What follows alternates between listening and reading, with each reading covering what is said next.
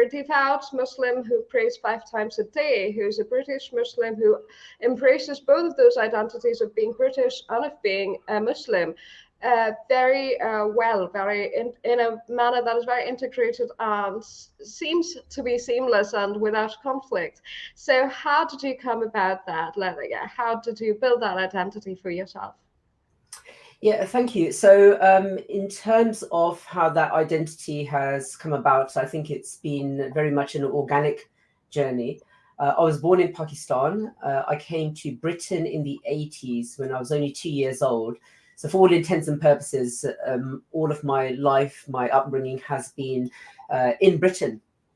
And as part of that upbringing, I was quite fortunate, both myself and my siblings, that we were a house in between two other houses, and our neighbours on either end were actually two old women, old British women, white as well. And what they taught us throughout our childhood is how to be British.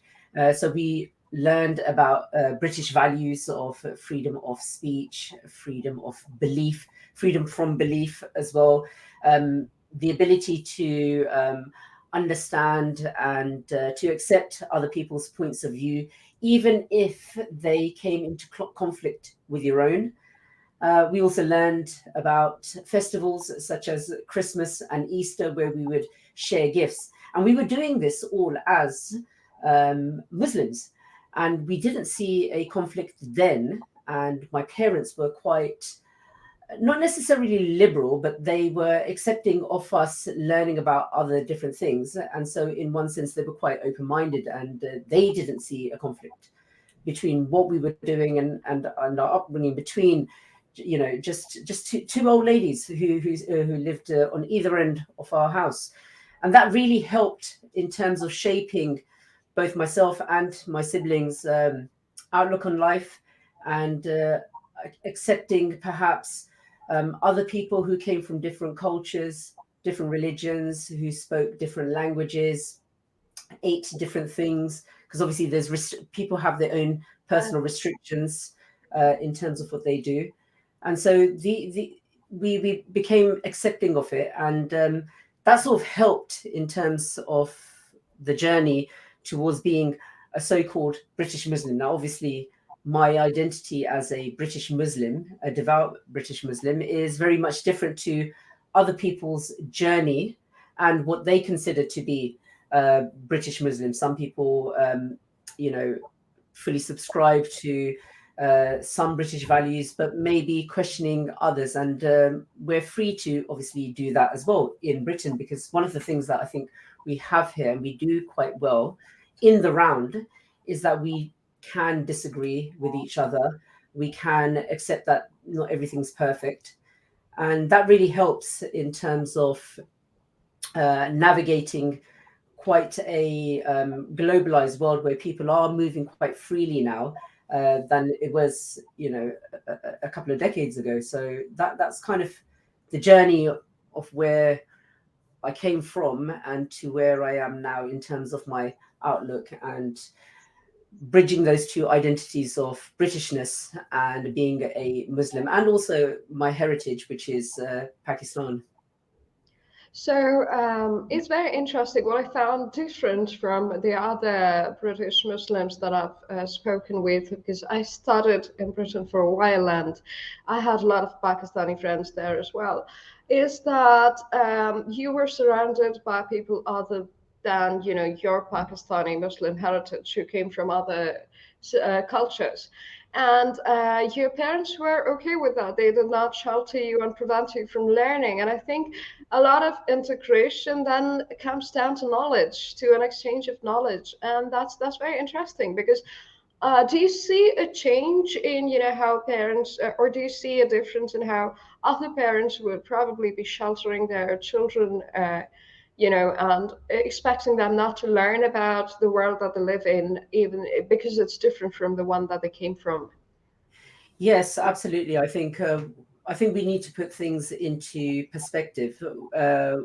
the South Asian diaspora in Britain is probably the biggest one that we have in terms of immigrants who came to this country. We came to this country to help rebuild it after the Second World War. Not many of us were expecting to stay here, and then we ended up making this our home. And what we found during that time is that many of those who did come, whether they were from Bharat, whether they were from Pakistan or Bangladesh, they fully integrated, or whatever they believed to be integrated. So they were getting involved in the local community. They were helping to, they were working a lot. They were, setting up mosques or gurdwaras or temples and things like that, because they started to believe that actually what we've got here is a new way of life. Not to say that what they had back home was any worse. It's just that they obviously found something here. So what we found was that they were obviously, fully subscribing to being British in terms of whatever British meant for them.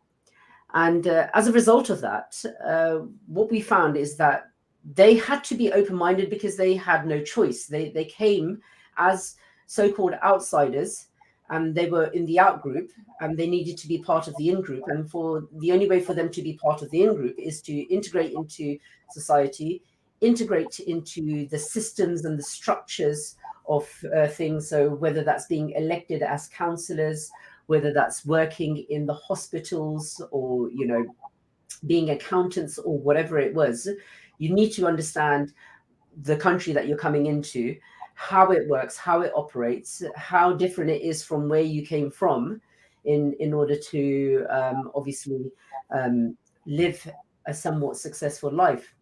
Now, because that then becomes multi-generational, over time, what you end up finding is that some of that knowledge transfer is inherited.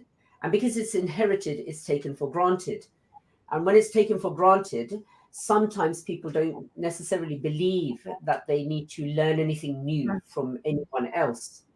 And so what I found is that over the decades, as people were,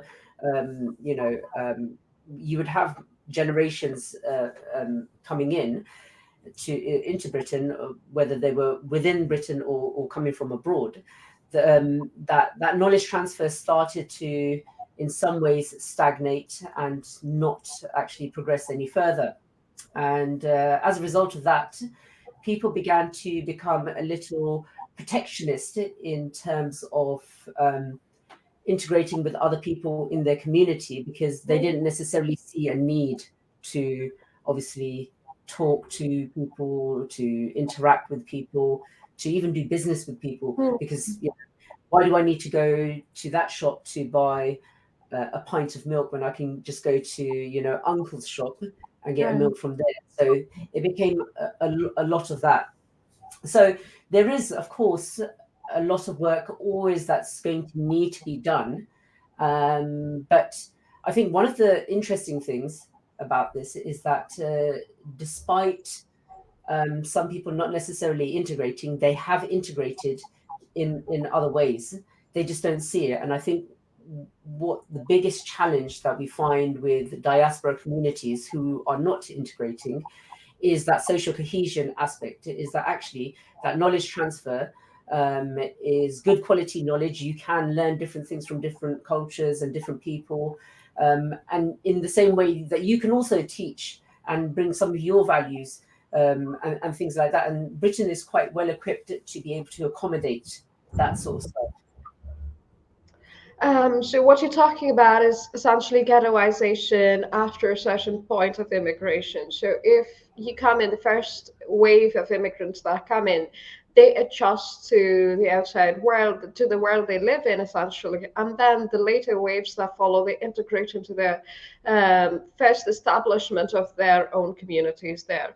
and eventually they just create these little ghettos outside, which, you know, they think it's their own world and they don't need to step outside of that. And their value systems are also then integrated into that community, in the community that they came from, and not to the one that they came into.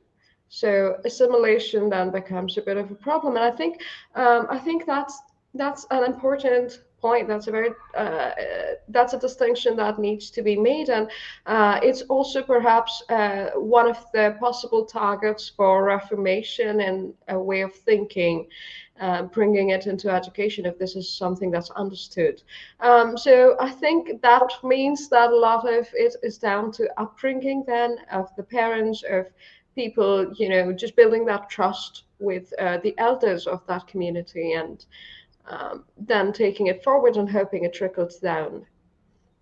Yeah, in some ways, yes, that's of course true. And, you know, one of the consequences of so-called ghettoization is that people do tend to go to what is familiar to them, because they find what is unfamiliar to be alien or to be threatening, and things like that. And I think the more you start to realize that the so-called other isn't threatening, you can start then, you know, branching out into perhaps areas that you never really thought about living in, or going to schools where, you know, it's a bit more multicultural than really monocultural, where, you know, there are schools here where the majority of students are, you know, coming from a particular community, both the diaspora, India, Pakistan and Bangladesh, or even the native, so-called native white community. You know, there's nothing wrong with, you know, a white child going into a school where it's predominantly you know, diaspora in there, because in the end, that's just the makeup, the demographics of the area. That's just a consequence of where you live. So, you know, that multi-generational thing does change. We do see it, but some people find comfort in it, because they don't know how to then move on from there, and sometimes that can cause issues and problems, and we've seen that over the years, unfortunately, as a result.